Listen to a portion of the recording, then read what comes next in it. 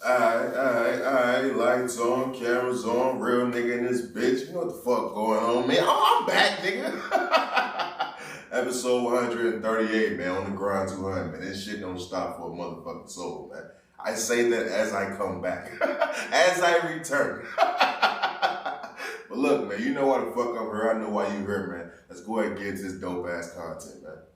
Welcome to Raw is OGHatch, you know what the fuck it is. DJ, hit me!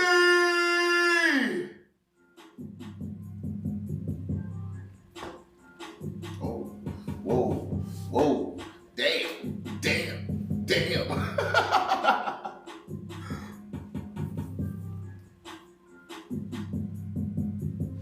Yes, sir. What's poppin' with y'all, man? Welcome back to another motherfucking episode of the Thin Line Between Genius and Insanity podcast, hosted by yours truly, OG. Now spin the block for the pain that's niggas in the back. Let them know I am the flyest, highest, coolest, smoothest host of them all, OG. Look. I'm gonna let you guys know this right motherfucking me now. I know I always say, you know what I'm saying, my wind is horrible, I gotta get back in the gym, I'm fat type shit. I know. But look, bear with me type shit. I'm gonna go ahead and apologize now. I am still sick. I missed a whole week of recording because I was sick. I still hear it in my voice. I hate the way it sounds, but I wanted to make sure I got in here recorded just because I hate missing so much motherfucking time, especially after I invested all this motherfucking money in this new equipment. I gotta get my bang for my buck type shit. You dig me? Fuck that. But I want to just go ahead and, so let you guys know right now, I'm already can tell I'm not finishing all my words. My words are a little bit slurred. My wind is horrible right now. It's like all in my throat area. I don't know what the fuck was going on, man. I woke up on, Tuesday of last week. Nigga, my eyes was just hurting. Like, I couldn't even open my eyes, bro. Like, my eyes was just hurting. It was all fucked up. My ears and shit was fucked up. I don't know what the fuck was going on, bro. I was fucked up for a minute. I'm starting to feel a lot better. I'm not gonna lie to you. But I still feel sluggish in my energy and things of that nature, bro. I really don't know what it was. I'm starting to notice a lot of people out here in Arizona is a little sick. The weather and shit is changing a little bit, but anyway, I'm in this motherfucker. I just want to make sure get that disclaimer out there now. Your boy is a little sick, so my speech is a little, annoying throughout this episode. I deeply apologize, but you know who the fuck you here for, B. I'm gonna drop some dope shit for you anywhere it go. I want to shout to everybody around the world that's tapped in, joining the conversation, of course. This is episode 138. We are on the grind 200. It's a whole lot of shit going on. I'm sure I tell you shit each and every motherfucking episode. Shout out to everybody that's tapped in on Spotify, Apple Podcasts, Google Podcasts, Anchor, et cetera, et cetera. Go ahead and rate the podcast, leave a review. I will be tapped in on that, leaving replying as well. Shout out to people that's watching on OGHatchTV on YouTube. Ring that bell, drop a comment, subscribe to the channel, all that good shit that YouTube will say, man. Look, let's keep building this empire brick by motherfucking brick. Please. Please and thank you. Oh, and also, if you guys can, go ahead and follow me on Rumble. Let's go ahead and get the Rumble followers up so I can start live streaming on Rumble and help build the platform that way as well. I want to start tapping into that whole live streaming, that live streamer, content creator space. But I'm going to do it from the podcast, of course. I don't want to be on no motherfucking subathon shit. I ain't with that bullshit. I'm definitely not with that. But like I said, this is episode 138. We are on the grind 200. That shit don't stop for a motherfucking me soul. It's a whole lot I want to get into on this motherfucking me docket, man. So let's go ahead and jump right into it. The Laker game do come on today. I told y'all, man, playoffs come around. I gotta watch every single motherfucking Laker game. So that game will be coming on. So I want to go ahead and jump right into the docket so we don't miss none of that.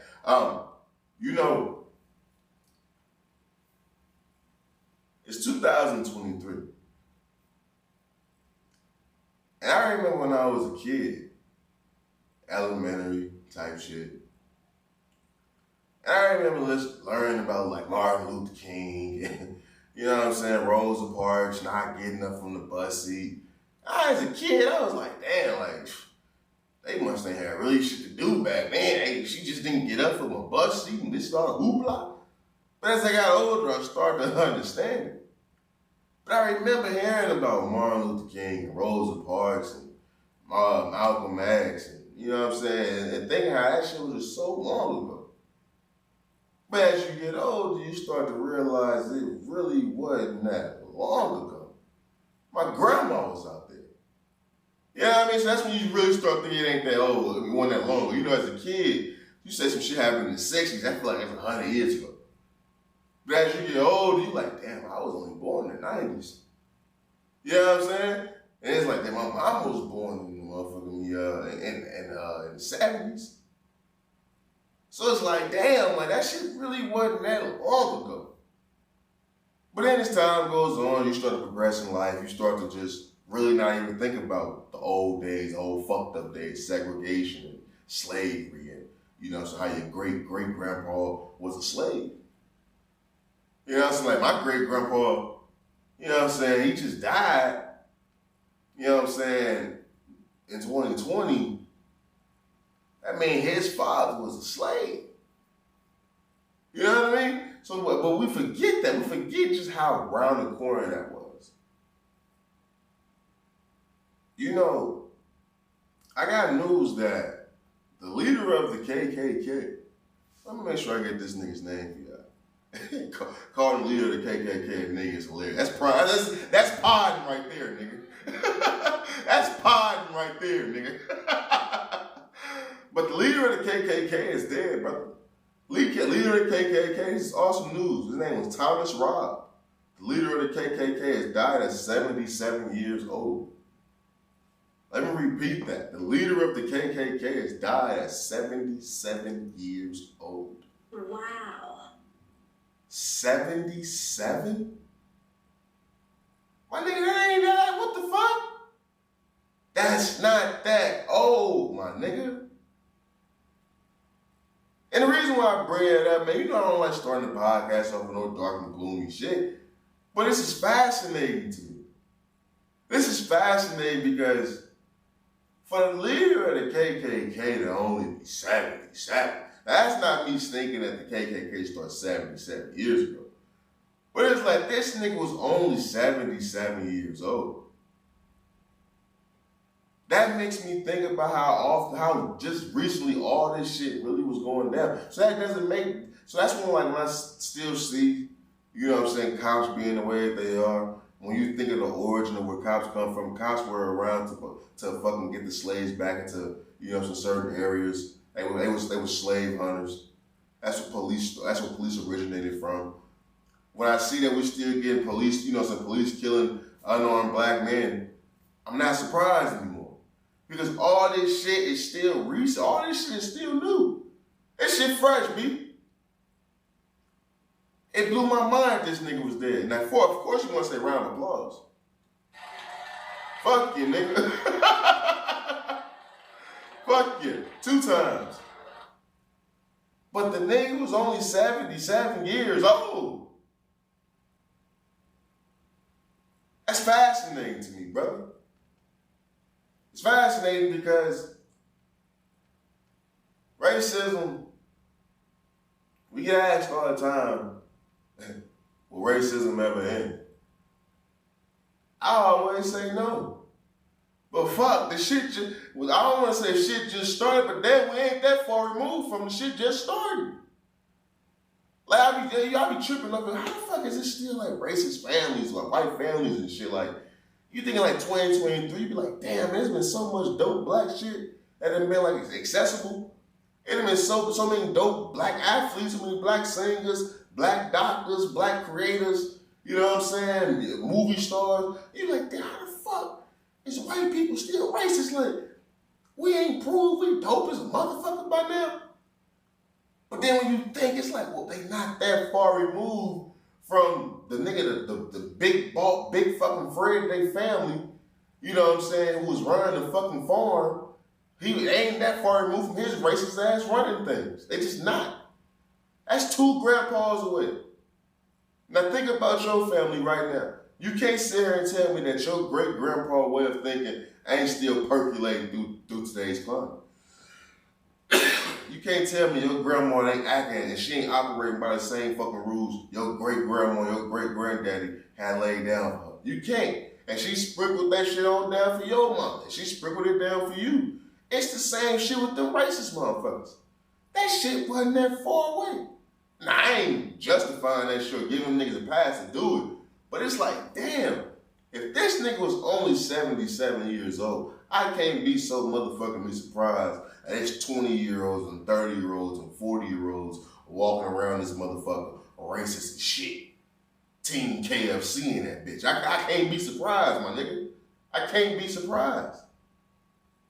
It blew my mind to find out this nigga was only 77 years old. Which brings me over to my next topic. You know, everybody knows I'm a Laker fan. I would have worn my Laker jersey, my Laker hoodie today on the podcast as I record, since we in the playoffs and we playing in a good closeout game today. I didn't wear it because, one,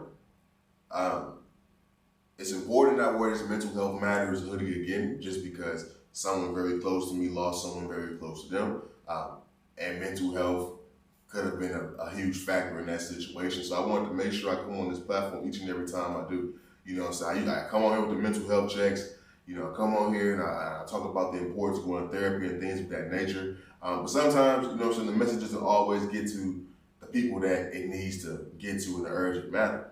So I want to always make sure, even if I don't verbally say it, but if I'm too high to remember the shit, you know, so I'm too locked in on topics where I can't remember to keep that message going, I at least want to make sure I wear this hoodie as much as I can, you know what I'm saying, you know, to let you guys know that shit truly is important. Because the person that, you know what I'm saying, that's no longer here, when I hear their story down there, he is I and I am him type shit. And when I say that means we have a lot of similarities. You know what I mean? A lot of similarities. And a lot of times, you never know what can take somebody to go one direction and the other person the other. You know what I'm saying? So, mental health definitely matters. And the other reason why I didn't want to wear that hoodie is because I'm kind of conflicted right now with my Lakers.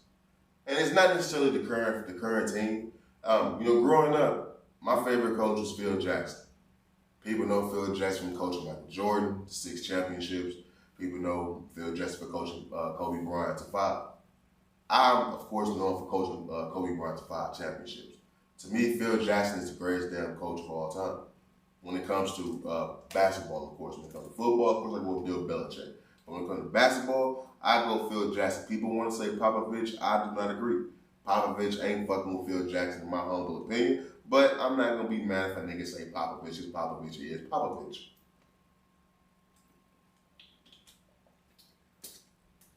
You know, Phil Jackson is a tricky person for me. He's hard to like. You know, over the years, Phil Jackson's made it abundantly clear that he comes from a different walk of life than I do. Now, it is important to say it. I believe Phil Jackson's from Maine. He's from Maine.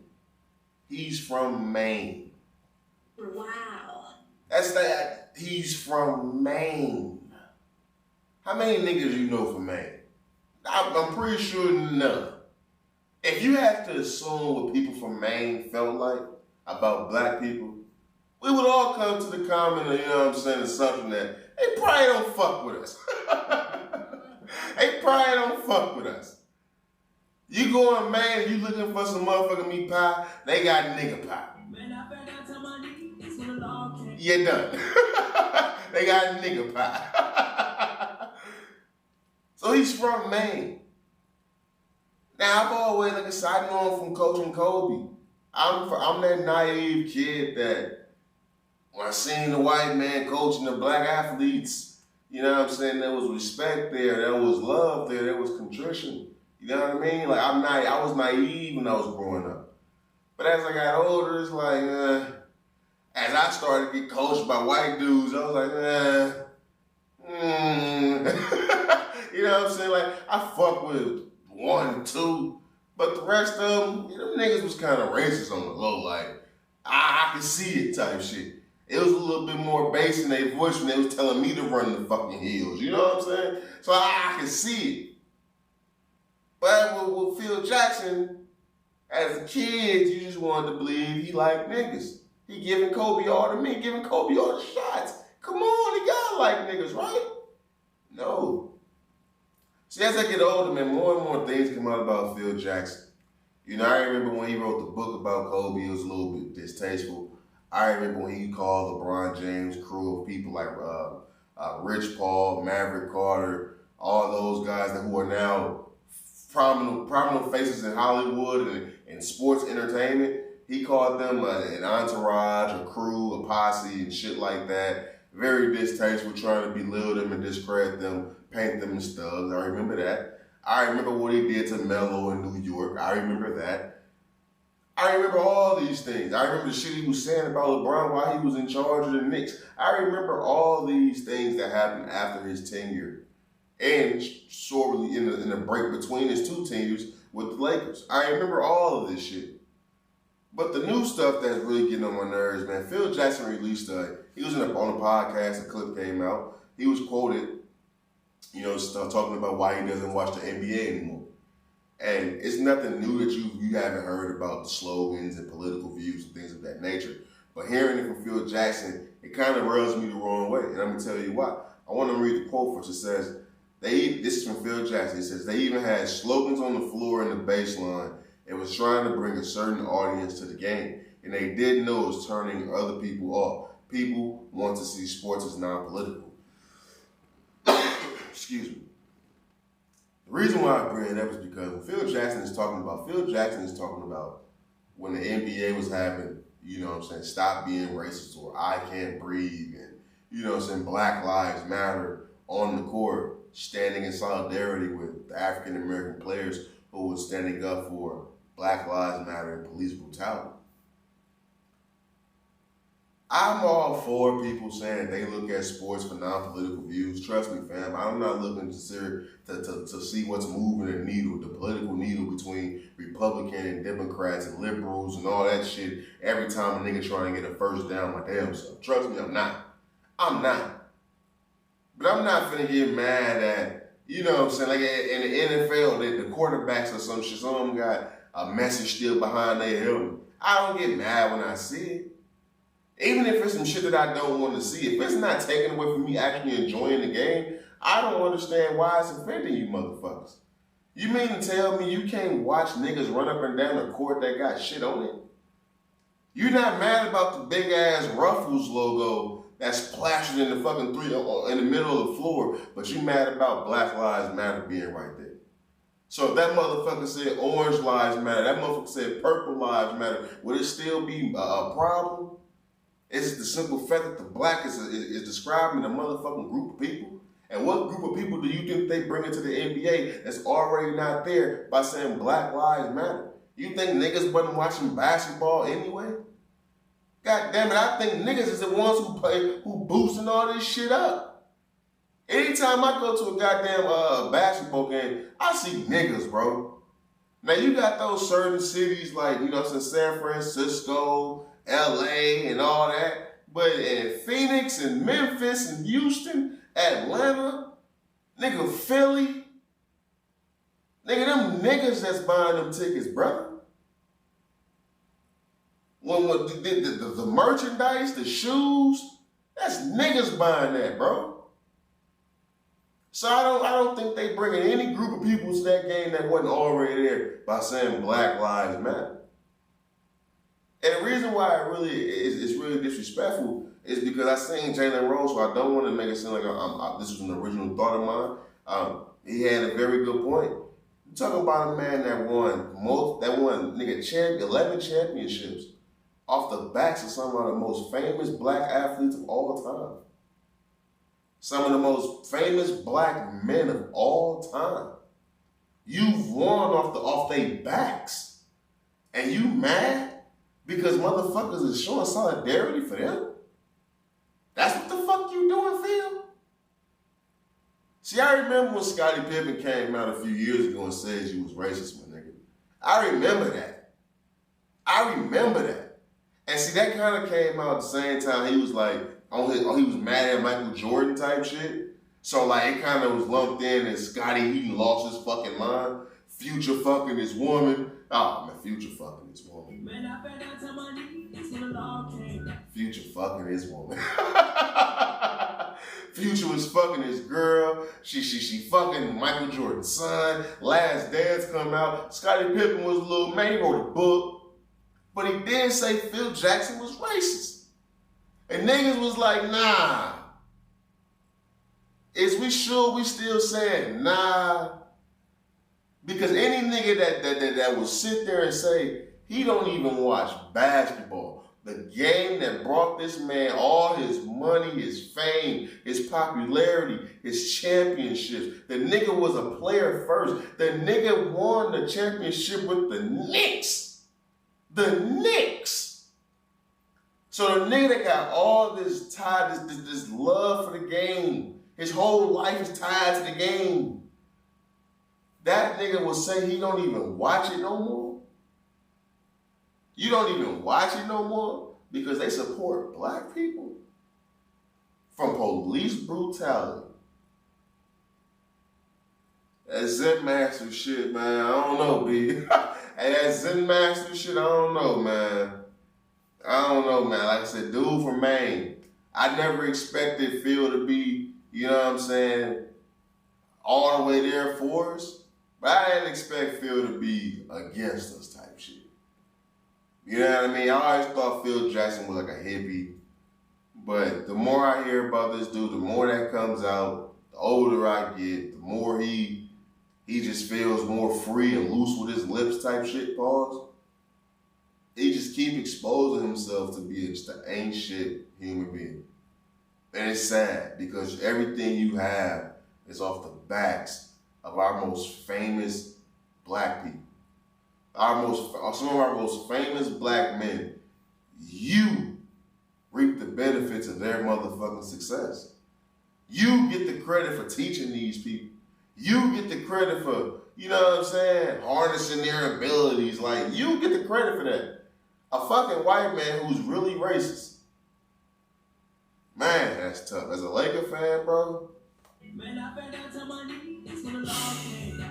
that's tough, man. I ain't gonna lie to you. Moving on, man. Let's get into Jamie Foxx right fast, B. You know, everybody knows how much I truly love Jamie Foxx. Jamie Foxx is a huge inspiration to me. When I was a kid, bro, a lot of people was watching cartoons, bro. I'll be honest with y'all. I was watching Jamie Foxx show.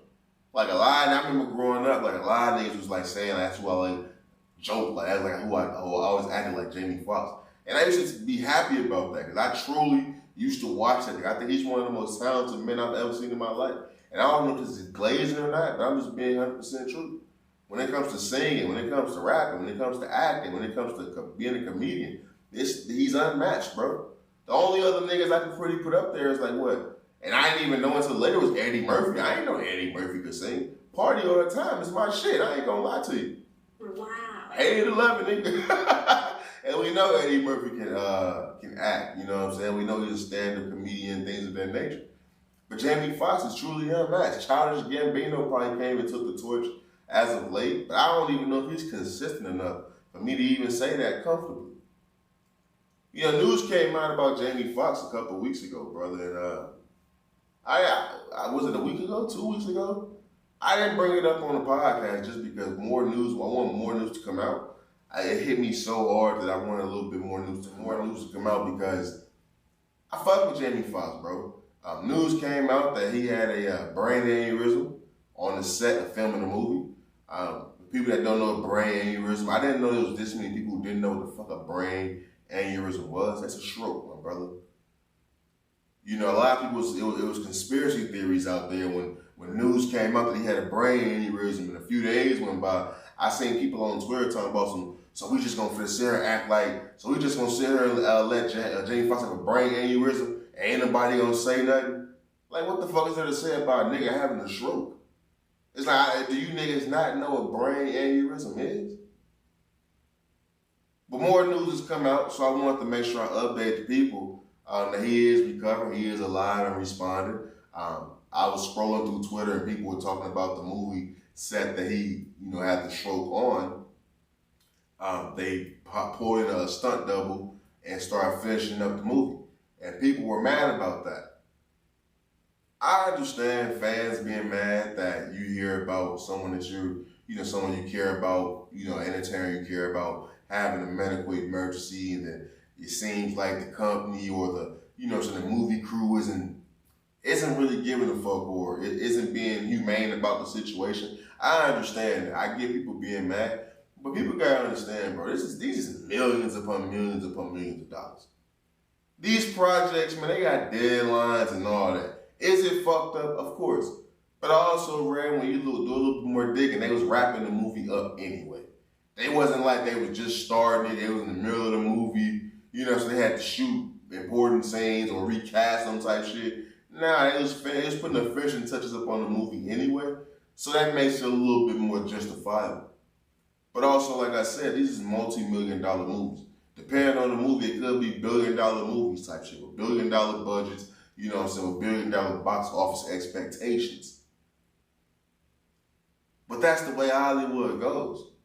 And as a black man, I don't think people should be alarmed. I mean, not alarmed, surprised by that. My nigga, look, man. It ain't even really about black or white when it comes to shit like this. Yo, we live in a world, bro. No matter how dope you think you is at something, it's a nigga that can do that same shit. And you wanna know the difference between you and said nigga? One of y'all gonna be cheaper than the other. One of y'all gonna be younger than the other. You know what I'm saying? One of y'all gonna be faster than the other, stronger than the other. One of y'all gonna look a little bit better. You know what I'm saying? One of y'all gonna be a little bit skinny, a little bit more in shape. Well, somebody's gonna have the upper hand in some categories, my nigga. That's just how this game goes. When Jamie Foxx is done acting, there's some Idris right there. When Jonathan Majors fucked up, what happened? Damson Idris, you wanna be Kang? This is how this shit go, brother. People are replaceable. He ain't the only actor in the world. I'm not the only podcaster in the world. The moment I stop dropping content that the people like, or the moment I stop being consistent, they gonna move on. Not all of them. And shout out to y'all, I love y'all to death. But people are gonna move on. Hey, that's just a natural progression of life. You gotta keep people entertained. You gotta keep the motherfucking show going on. He's sick, he messed up. All right, so did we get all the good scenes out? All right, cool. All right, so this is what we gonna do. We love Jamie, okay? We love Jamie. Good thing he's okay, he's stable. Great thing that we got 85% of the movie done. Now let's just go ahead and get a few of the action scenes, from the far out, the side eye shots. Let's go ahead and get that. Let's get a stunt double in here, wrap the movie up, package it up, make sure Jamie's okay before we even put anything else out about how we're gonna move forward. That's Hollywood, man. That's life. That's work. Fuck up at your job right. Get fucked up at your job right now. And y'all doing a team project. Okay, let's take what such and such did. Somebody else got to pick up the slack. It ain't like they recast it, my nigga. If they recast it, bro, and that fucked up his checks, he'll be mad. Man, Jamie Foxx been in Hollywood for nigga damn near 30 years. That nigga understand how this shit go. I know, so I'm still getting paid, right? The movie still coming out. Oh yeah, Mr. Foxx. I don't give a fuck about that shit, man. But it's alarming that people are looking for it to be more than just a fucking brain aneurysm. And it's alarming that it came out of nowhere. Practically, Jamie Foxx was in good health. I had literally just seen Jamie Foxx post a video like the day before on like a yacht, fucking around playing and shit. And I was just tripping like, damn, bro. I think I posted on my story like damn, bro, that was straight motivation. Straight motivation. Let me see certain celebrities do certain things. That shit just inspires me to want to reach certain heights in my life. Like I want to say shout out to Wallow and Gilly. Round of applause for Wallow and motherfucking Gilly for I believe it was reported they signed around $30 million for their podcast. Like when I see shit like that, bro, that shit motivates me. Like to think niggas is getting 30 M's to do this, that shit inspires the fuck out of me. So when I seen Jamie Foxx on that nice ass yacht, and thinking that he got this shit from being himself, from being fucking funny, from talking shit, cracking jokes, being able to sing, being able to act, you know what I'm saying? Just entertain the motherfuckers. I was inspired by that. But then to turn around and hear that he had a fucking brain aneurysm. It's the saying I say all the time, bro. It's the saying I say all the time. Life comes at you fast. It comes at you very motherfucking fast, bro. You truly never know when it's gonna be your last motherfucking day. I remember when I was chilling and I had my car accident. I remember, my nigga, the split second from everything's good to what the fuck is going on right now, my nigga, that shit was in 0.1 seconds. Like that, there's nothing that was a blink of an eye. It was the blink of a fucking eye, my nigga. Life comes at you fast. So that's why I say, man, live your life, man. Try to experience as much of this shit as you can. And what you do it damn well and do it your best. Because you never know when you get a chance to truly do it again. I'm happy to hear that he's recovered. I'm happy to hear that he's responding. Y'all know how much of a huge fan I am of Jamie Foxx, bro. It's Jamie fucking Foxx, bro. Like, it's Jamie fucking Foxx. So it's just, he's a legend, a huge legend in our culture. And he's too young, first of all, for strokes any fucking way. But he's too young to be lost, you know what I'm saying? So please keep Mr. Jamie Foxx in your prayers, just because, you know, he's one of those dudes that I don't think anybody can ever name a time they seen Jamie Foxx and he didn't bring smiles. Now, you ain't even got to be in his presence. You can see some shit on the phone. And anytime it's a live thing or you see him come on screen, it's going to make you smile. It's going to make you laugh. Like, people like that, you got to cherish those people. Because I can name countless people, when I see them, my stomach starts hurting. When I see them, I want to lay hands and feet and elbows, shin bones, all types of shit on people. So when I come across the people that makes me laugh and shit every time I see them, I gotta hold them at a higher motherfucking account. I truly do. Moving on. You know, I came across this clip. And I want to see if I can play it. Let me see. I don't know how this shit gonna sound. You know, it's truly alarming. Let me see. I think you misunderstood. What I was saying was that according to that. Okay, hold on. Before I play this, let me play this. Let me show you. Okay, I want to play this clip. And it's about how women took a survey, and about a million women took a survey, right? About their preference in men. Now, me, I'm not gonna lie to you. 6'4", you know what I'm saying? 280, you know what I'm saying? Brown skin, you know what I'm saying? I got tattoos, you know what I'm saying? Locks down my back, you know what I'm saying? Like, I kind of think I'm like what every woman's looking for type shit. I think like I'm the guy. Like I'm him type shit, you know what I mean? I'm Timothy, you know what I mean? But the survey actually said these women prefer white men. Now, of course, when I first seen this, I was like, bitch, please, black women don't want no white men. But then I had to think about it. And I want to play the clip for y'all. The clip really didn't do it for me. I'm being honest. Any woman that sound like this, it really just rubs me the wrong way.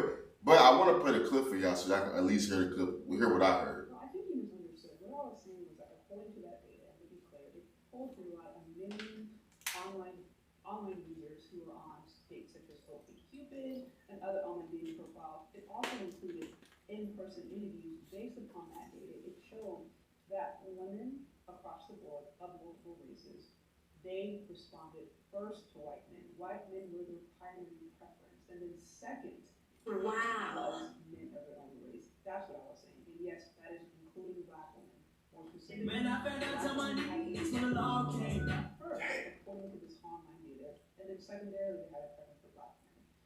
That's what I'm saying. Check it out. Check out the book. I wrote. Okay, bitch, fuck you and the book you finna promote. Fuck you and the book, okay? But the survey says black women prefer white men. Now, I'll be honest with you. When I first seen that survey saying that black women prefer white women rather than their own race, I was like, hell no. Ain't no way in hell. Ain't no way in hell. Hell no, brother. Ain't no way in hell. But then I had to think about it. I don't know if y'all on Twitter as much as I'm on Twitter. I'm starting to see a lot more threads of Paul Walker this, Paul Walker that. I'm seeing a lot more how easy it is for black women to be openly about how much they find white men attractive. Black men can't do that. Now, I never want to come over here and be a hypocrite. Yeah, I know I fuck with Yes Jules. I fuck with Iggy Azalea. I think them white bitches is thick as fuck. And I want to fuck. I want to have a good time. I want to make Oreos. I want to do it to them really, really bad. But we all understand the attack that comes with a black man doing that shit. My DMs get hate. I get hate in my DMs all the time. I retweet a motherfucking Yes Jules bikini picture, my nigga. But black chicks can openly talk about how much they think Paul Walker was that nigga. They can openly talk about how much they think Travis Kelce is that nigga. They can openly talk about how they think Aquaman is that nigga. I'm not mad at it. I understand it. Okay, bitches like who they like.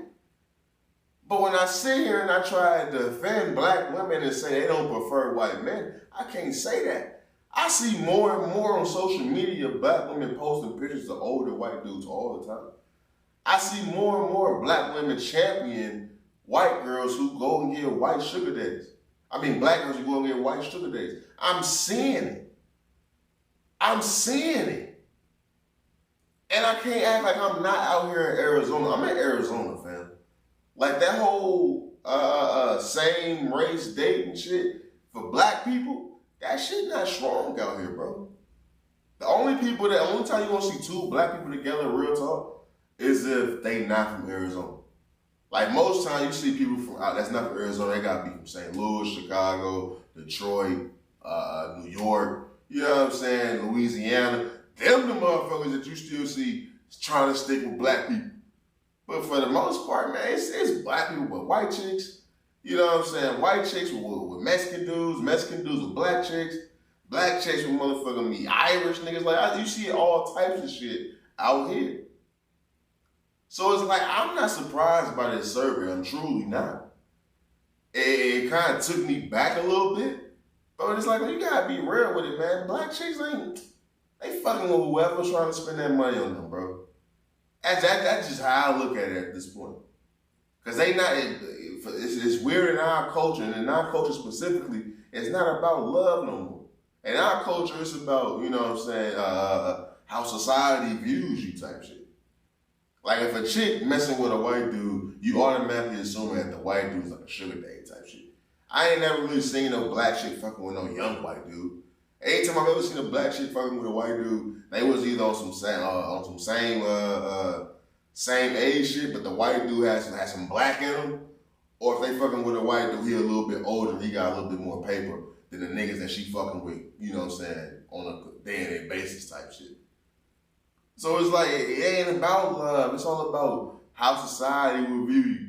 Black chicks don't want to get seen with no regular, ain't shit ass nigga no more. They tired of that shit. They rather go get used and abused by fucking Chad from fucking T-Mobile. Like, they rather go get used and abused from Chad from T-Mobile, my nigga. That's the new wave. I'm seeing it. They fuck with the white dudes now. Look, man, Travis Kelce cold, bro. Travis Kelce cold. I'm sorry. Tyler Hero can shoot. I'm sorry. Jack Harlow can actually fucking rap. He can fucking rap. So it's like, hey man, I see it. And if I see it, I know you niggas see it. And if all niggas see it, then that survey gotta be true. Now that survey only tested a million people, but they must have tested the exact same million people I see every damn day on social media. Real motherfucking talk. Moving on. Let's get into the fight, bro. You know, last weekend, you know, I told y'all the fight that was coming up was the Ryan Garcia and Tank Davis fight. I told y'all I was leaning towards Ryan Garcia. I gotta be honest with you. I bet on Tank Davis, bro. I kind of told myself that every time I said Tank was gonna lose, he ended up knocking the nigga out. That's exactly what the fuck he did, man. So I actually won a lot of money off that Tank fight. I won a little over $100 off Tank. So I was pretty happy about that. You know, that fight, I told y'all going into that fight, I had never really seen that much of Ryan Garcia.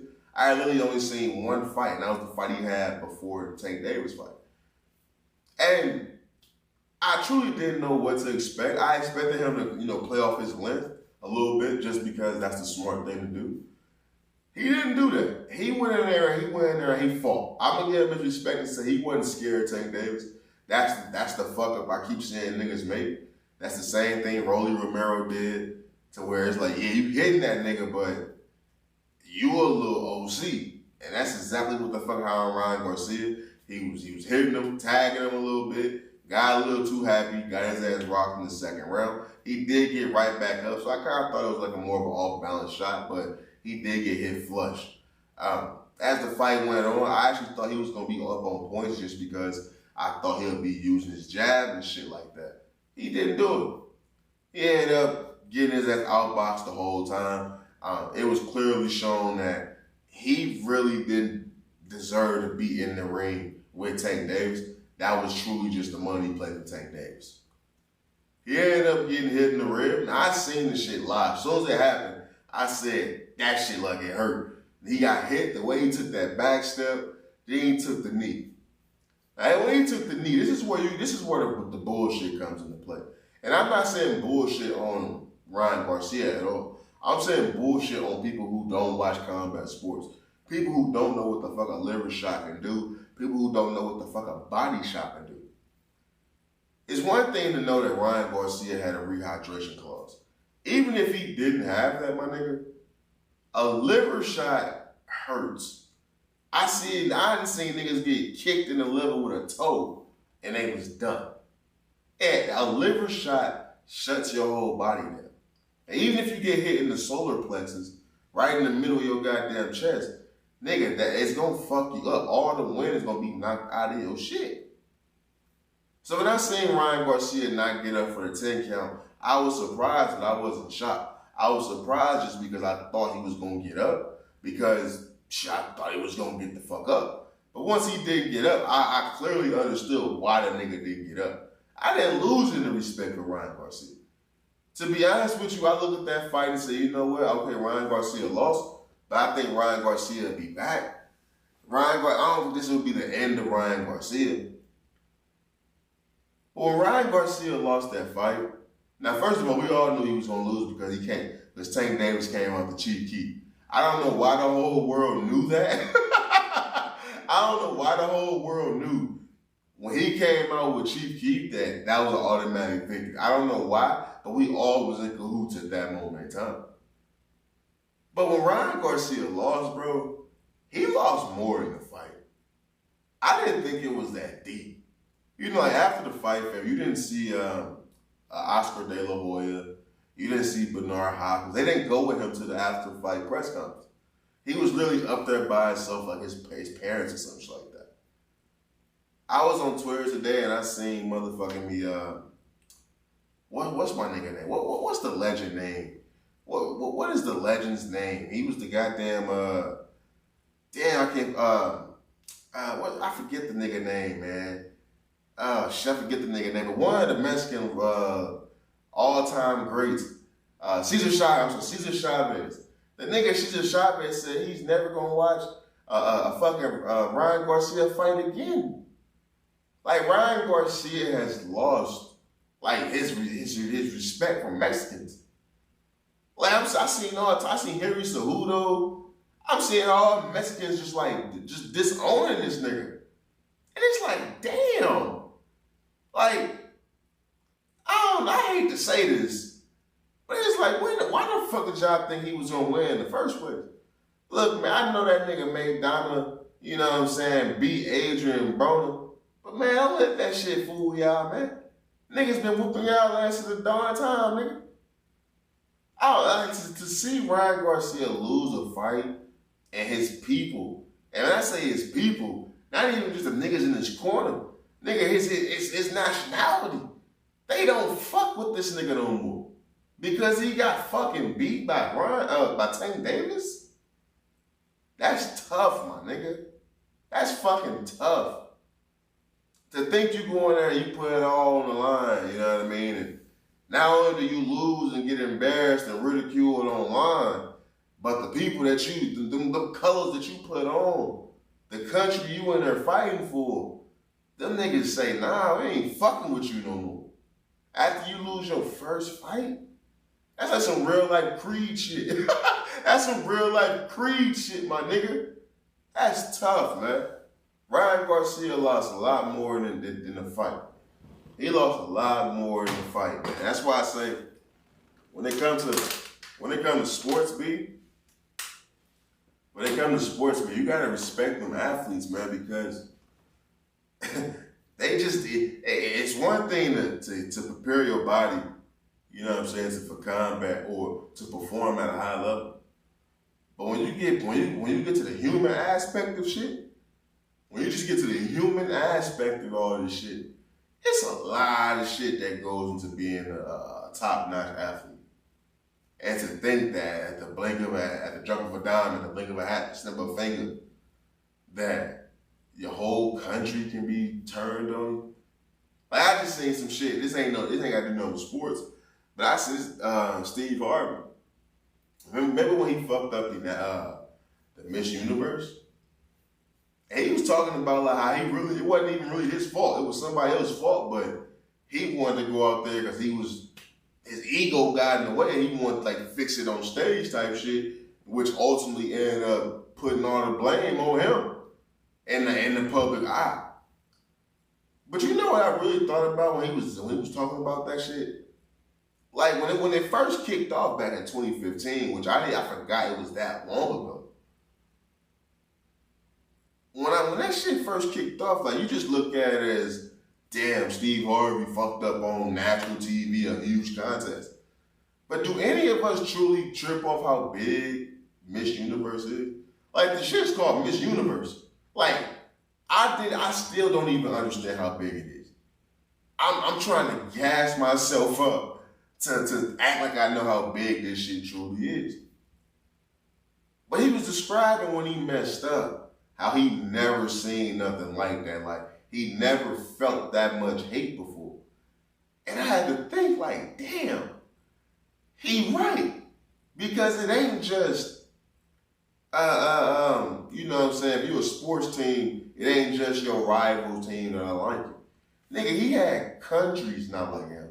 Colombia, Spain, Russia, China, Japan. Nigga, the world didn't like this nigga for reading the wrong name. And he was talking about the amount of stress and the amount of pressure that was. And I was like, bro, that's fucking tough. I can only imagine what it feels like to have the entire fucking world mad at you. Can you imagine that? My nigga, the entire world is mad at you? That's real shit. The entire world. Whatever they said you did that shit. ain't no justification. Whatever the fuck they said you did that shit, nigga.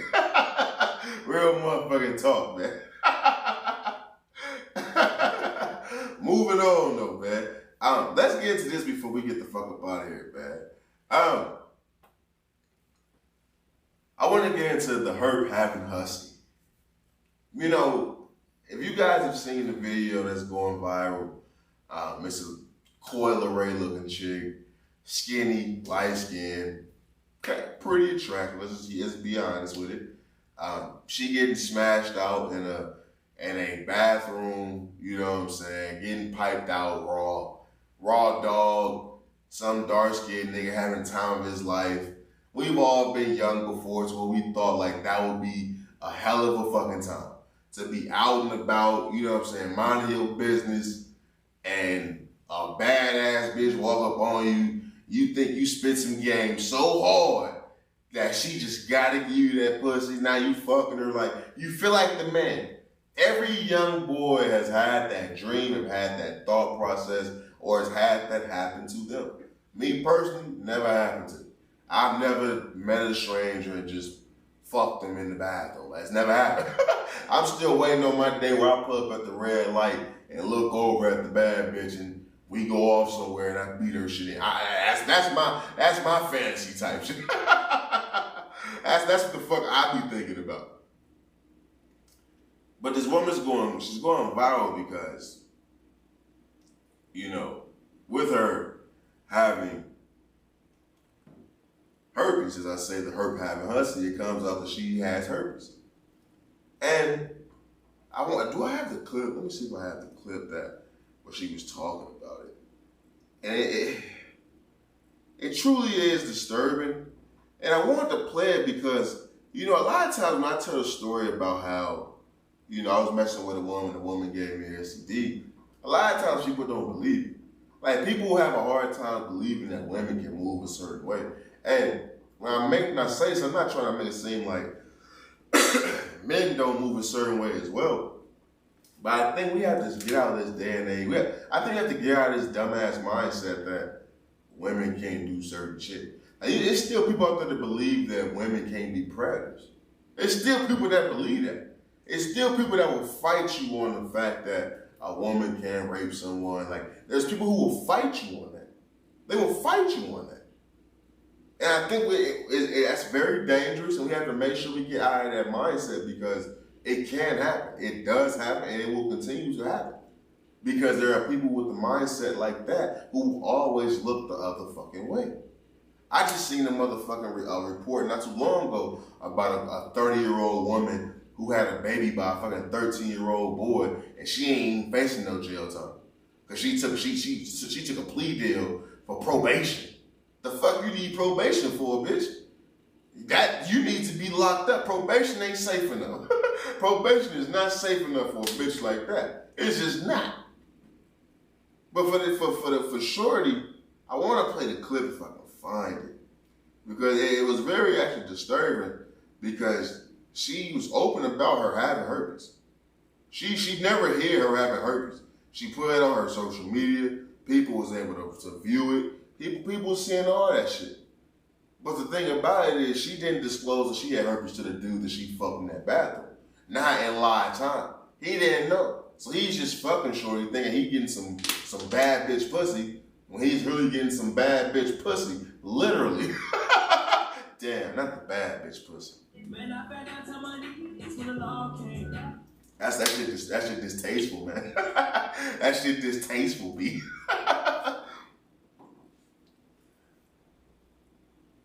The reason why I really bring this up is because, well, look, man, sex is one of those things, man, that I'm very iffy on. Man, I'll be honest with you, I'm very iffy on sex. I love having sex, but ever since I had my run-in with understanding just how careful you gotta be in this walk of life, dog, I tell that shit don't feel like it's worth it, B. I'll be honest with you. Because I know what it felt like when shorty thought she had herpes. When shorty thought when she was getting a false positive and all that shit, and she thought she had that shit, I know what I felt like when I thought my life was over. I remember when I dropped, I remember my nigga when I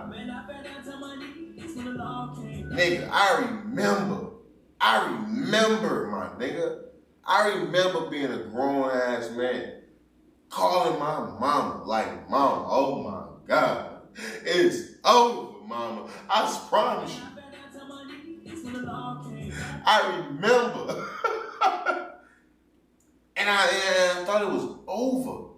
I remember the days in the mirror looking at my dick like, bro, why?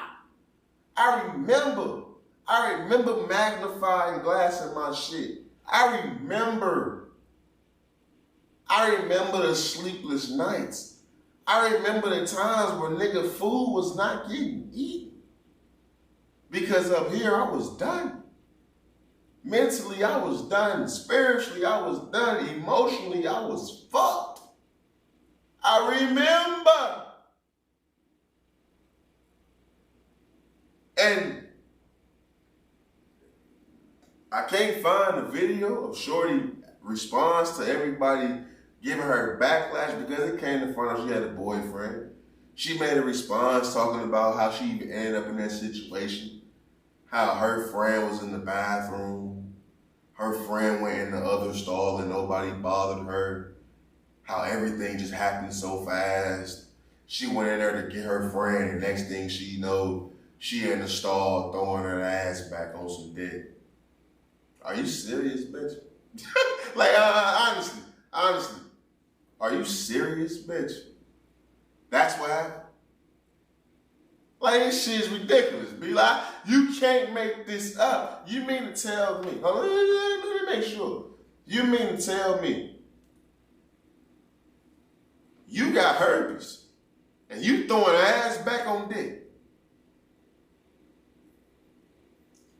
You got herpes. Herpes. That should never be a thought. That should never cross your mind. I'm gonna be honest with you.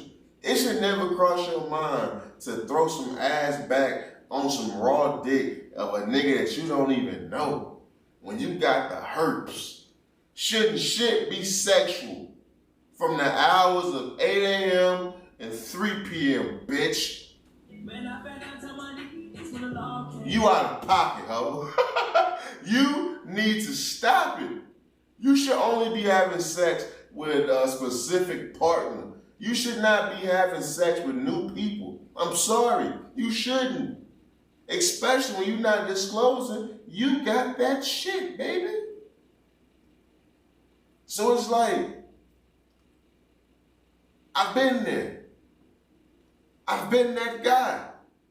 I remember how I look. I ain't gonna lie, this may be TMI, you know how I give it up. I remember when I contracted this shit. I remember I was fucking Shorty. And I remember putting on the condom. And I remember Shorty looking back and looking me in my eyes and pulling that muffin condom off my dick. Yes, I fell for the okie doke. You wanna know why I fell for the okie doke? Because I'm a nigga. And I'm a nigga who had sex with this chick raw before.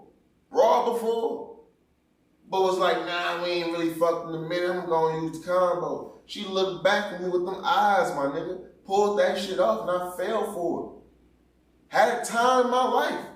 I was swimming in that shit. Didn't know I was swimming in muddy motherfucking waters. Oh!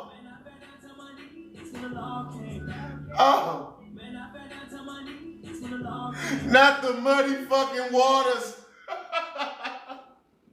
Muddy waters. Not the muddy waters. But real talk, didn't know I was swimming in muddy motherfucking waters, B. That split decision, that moment of weakness, that moment of thinking I'm the man. You the man, all right? You the man with that shit, boy. You the man with that pack now.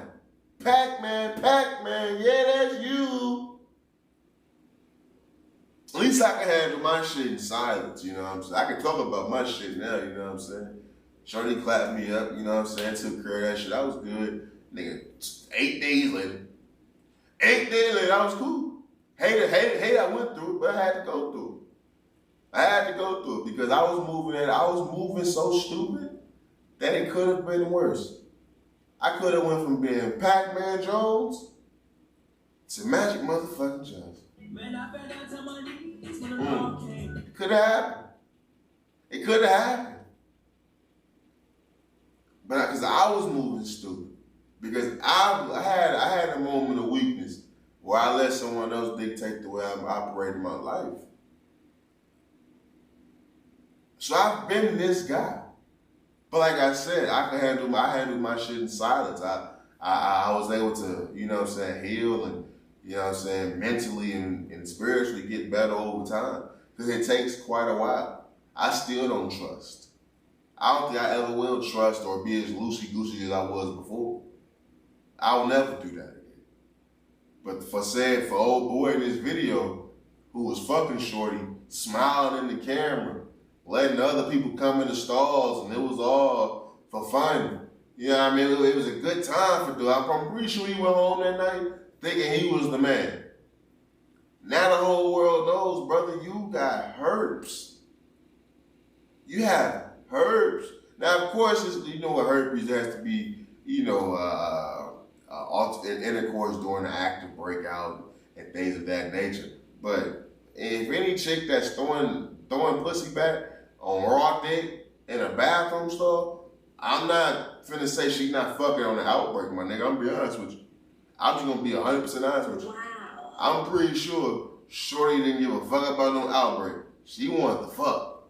I'm pretty sure she wanted to fuck because she seen the outbreak type shit. I'm quite motherfucking sure, my boy. Real motherfucking talk.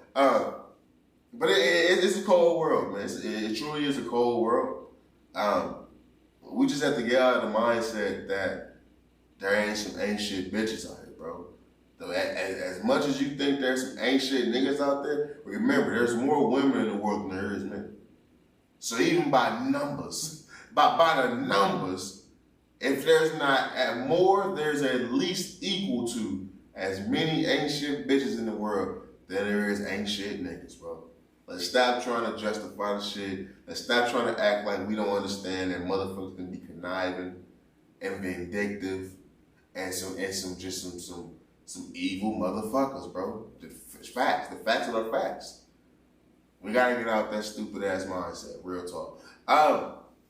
You know, before we get out here, man, let's do a quick update on you know, the NBA, bro, my Lakers. Right now, Lakers finna come on and play Game 5. Like I told people, Lakers game, I wanted to close with Memphis Grizzlies out in 5. We out in Memphis. Lakers are up 3 games to 1. I'm gonna be honest with you. I think it's important the Lakers win tonight. And I usually don't say shit like this because I'm usually, you know, I'm super confident in my team. But I don't want to go back to LA because I feel like we go back to LA and the pressure will be on. And Anthony Davis just isn't somebody that I can trust right now. Anthony Davis, he's up and down. I'm banking on tonight that he had a subpar game last game, and I'm banking on the fact that he wants to redeem himself and he's going to perform pretty big tonight. I'm banking on the fact that LeBron understands that it's important to end this shit tonight. I'm expecting LeBron to come out there on short rest to at least put up 30 points and trying to get this shit out the way. Usually he does. Usually LeBron's with his quick turnarounds and stuff like that. He always performs, but the fucking team doesn't. I'm hoping that tonight we can close these boys out so we can get these boys some rest, get LeBron the most rest he needs, and we can also get Anthony Davis as much rest he can so we can try to limit these fucking dud-ass games in between the series. Because if he keeps doing that, the Lakers not winning a championship. I'm gonna be honest with you. He can't keep doing that. Game 1 go crazy, Game 2 be a bitch, Game 3 go crazy, Game 4 be a bitch. It can't happen like that, bro. It's the playoffs, my nigga. He got outplayed by Xavier Tillman offensively again. It makes no fucking sense. It truly doesn't.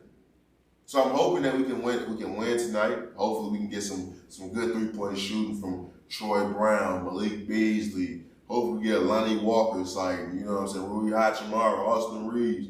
Hopefully Brian can hit a 3 or 2. Like, I hope we can really do this shit, bro. Like, Anthony Davis needs to go ahead and close this shit the fuck out, bro. We really need to get this shit over with in 5.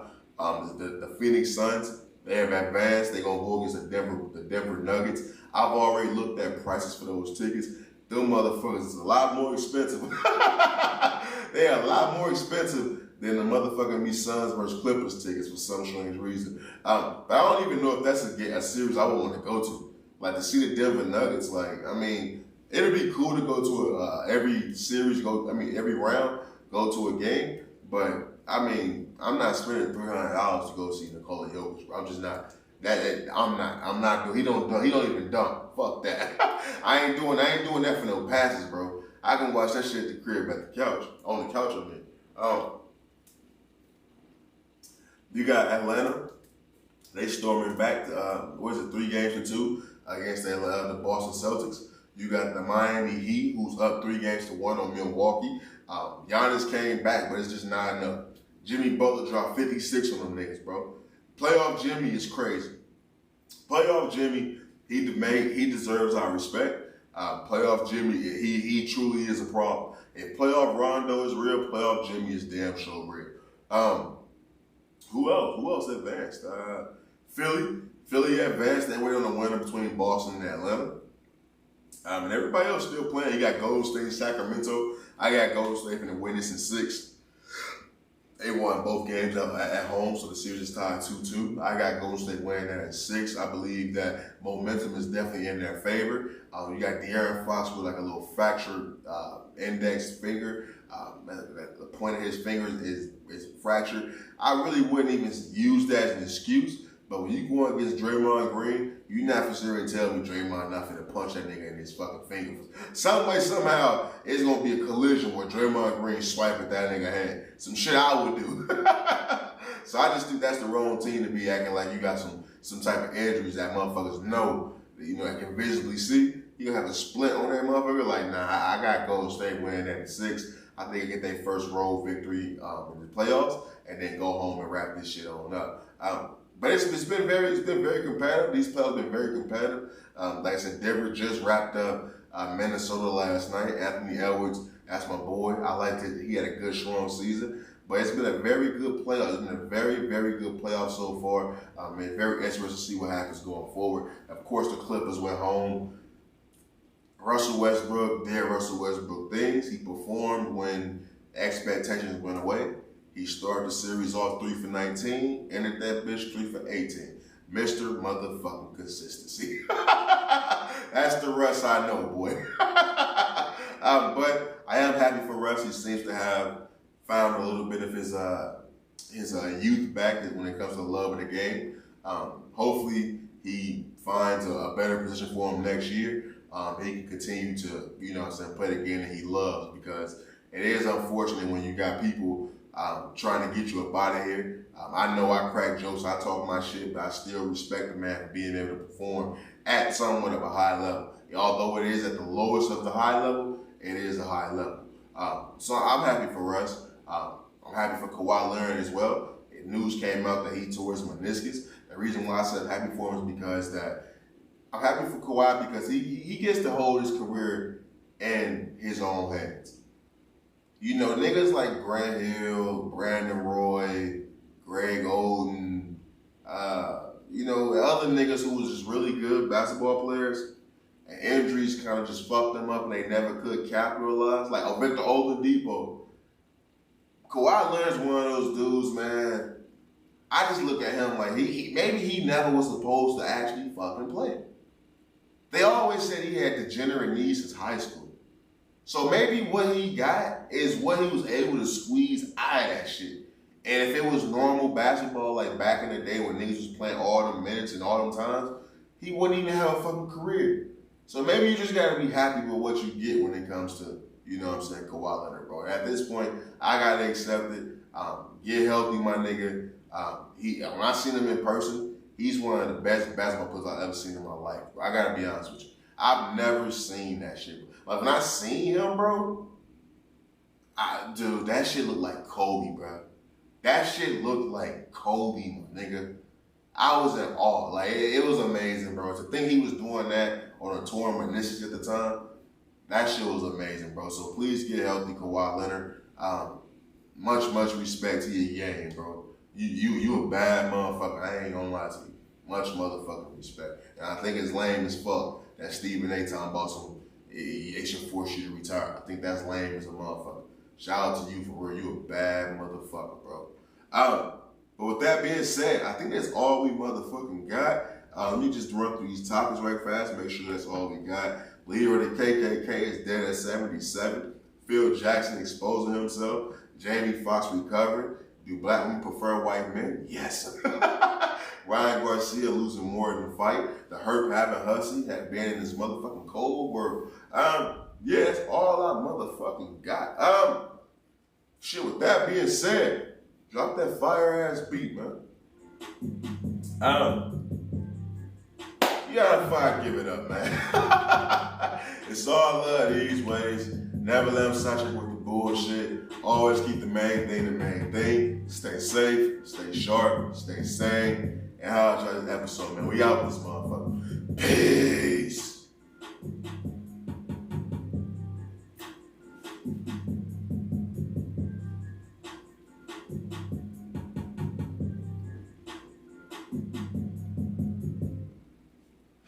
I ain't gonna lie, man.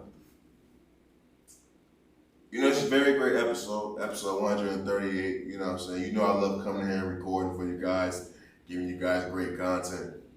You know, I mentioned it, you know what I'm saying, throughout the episode, you know what I'm saying, someone very close to me, while someone very close to them. Definitely not gonna go into details about, you know, so what they share with me.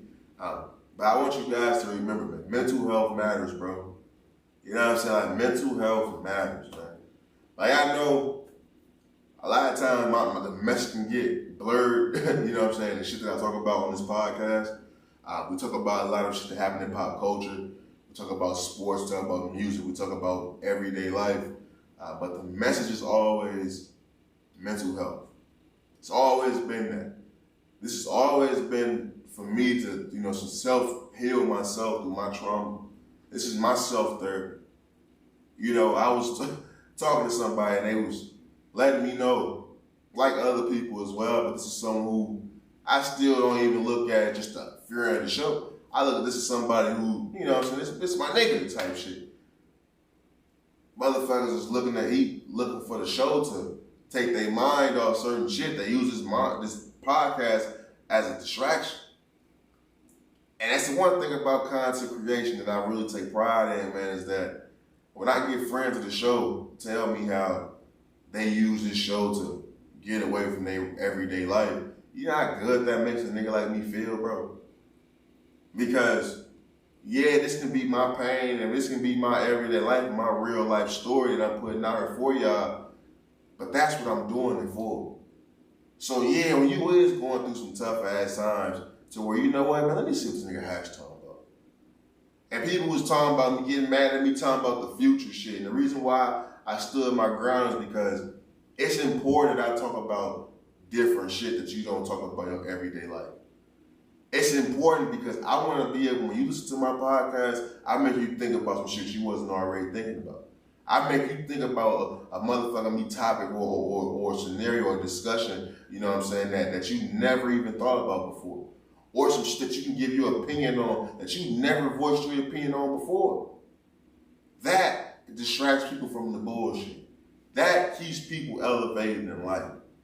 So to hear people say they in fact use this podcast for that, bro, it's humbling. It makes me feel fucking good inside, and it definitely motivates me to keep going and keep bearing this motherfucking me platform, man. Real motherfucking talk. But with that being said, I am out this motherfucker. I want to catch this goddamn game. I thoroughly enjoyed this fucking episode. Glad to be motherfucking be back. It don't matter if I am sick next time, I'm fucking recording. If I gotta blow my nose on this bitch, I'm gonna blow my nose on this bitch. And if I gotta get a noise complaint from my motherfucking neighbors, it is what it is, bitch. If they call the police,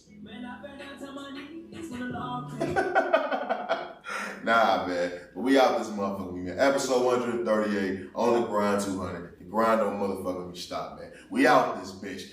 Peace. Welcome to Raw is Yeah!